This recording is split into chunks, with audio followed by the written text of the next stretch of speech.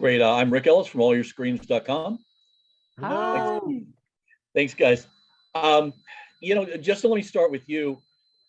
This is a project where viewers go into it with a very specific feel. Think the show that has grease in the name should sound like. And I'm wondering, how do you approach that so you're not intimidated and you're not a knockoff of the original, but you have your own sound and your own approach? Yeah. Do you want to take it? No, it's you. Okay. It was looking at the original Grease and trying to, the best that I could, wrap my brain around how they approached the music, which was, we were pulling it apart. It's very much of their current late 70s take on 50s nostalgia. So that made me go, all right, so 50s nostalgia has to be at the forefront, but just like they weren't afraid to use modern elements, whether it was sonics or rhythms or whatever, I'm not going to be afraid to use modern elements either, because if they weren't afraid, then I shouldn't be afraid. So I felt like that would give me, that would let me pay respect to this beautiful movie that we all love so much, but not repeat it, because I'm going to use 2023 elements, not 1978 elements, but focus on 50s nostalgia the whole time. Yeah. Jamal, how about you? Because you're talking about something that's set almost 70 years ago, and if you set it very literally 70 years ago, it may not react with an audience in 2023. Yeah, absolutely. I always like to say that I knew every step of the original Grease, every piece of choreography Patricia Birch laid down, I knew it.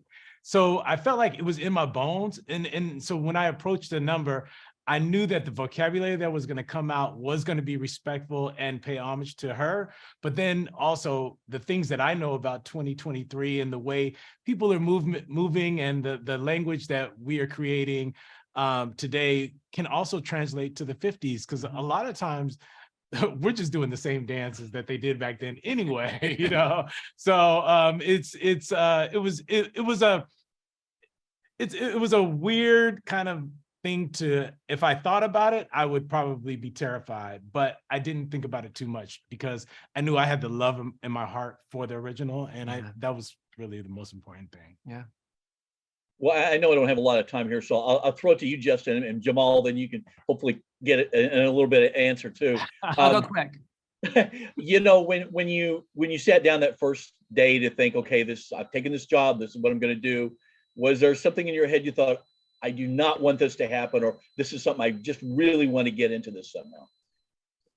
The first thing I did was, luckily I was trying to get the job as a pop songwriter. I was trying to convince our showrunner Annabelle Oakes that I was going to dedicate the time to this, that I was going to understand the storytelling element.